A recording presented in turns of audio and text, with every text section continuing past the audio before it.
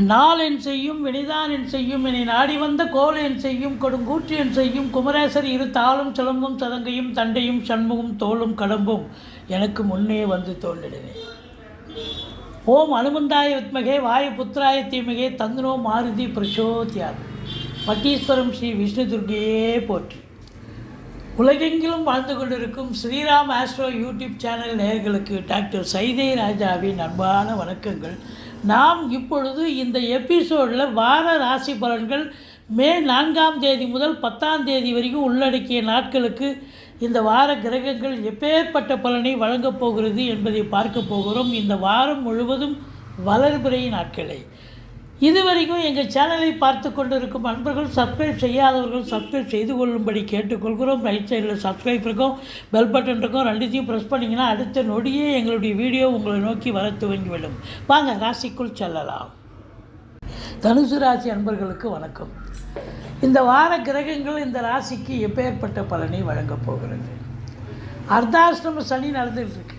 உங்களுக்கு வருத்தப்படுவீங்க, என்னங்க எதை தொட்டாலும் எங்களுக்கு ஃபெயிலியராக இருக்குது, எங்களுக்கே டென்ஷனாக இருக்குது, மந்திரிச்சு விட்ட மாதிரி இருக்கிறீங்க. ஏன்னா ராசியை சனி பார்க்குற 10ஆம் பார்வையாக மந்திரிச்சு விட்ட மாதிரி தான் இருப்பீங்க. ஆன போதிலும் மற்ற கிரகங்கள் உங்களுக்கு சாதகமாக இருப்பது மிக மிக சிறப்பு. பாருங்கள், 7க்கும் 10க்கும் உடைய புத பகவான் 5ஆம் இடத்தில் இருக்கிறார், சாதகமாக இருக்கிறார். உங்கள் குரு 6இல் மறைந்த போதிலும் 10ஆம் இடத்தையும் 2ஆம் இடத்தையும் குரு பார்ப்பது மிக சிறப்பு. இது எல்லாத்தை விட ஒரு முத்தாய்ப்பான ஒரு விஷயம்.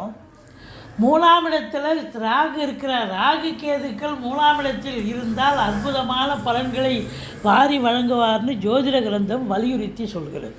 அப்போ ராகு இது நாள் வரைக்கும் சனி பகவான் கொடுத்த பலனை இப்போ ராகு பகவான் கொடுப்பார். ஏன்னா ராகுக்கு சொந்த வீடு கிடையாது. யார் வீட்டில் உட்காந்து இருக்கிறாரோ ஏஜென்ட்ஸ் மாதிரி வேலை செய்யக்கூடிய நிலை. அதனால் ராகு உங்களுக்கு இமாலய அளவு பலன்களை தரக்கூடிய நிலையில் இருக்கிறார். 3, 6, 11 ராகு கேதுக்கள் இருக்க கொடுத்து வைக்கணுங்க. இருந்த போதிலும் 10ஆம் இடத்தை குரு பார்ப்பதால் தொழிலில் வழக்கத்தை விட நீங்கள் இன்வால்மெண்ட்டோட வேலை பார்த்து நல்ல சம்பாத்தியத்தை பார்க்க போகிறீங்க. இந்த வாரம் எந்த ஒரு பிரச்சனையும் இல்லாமல் சுமூகமாக செல்லும்.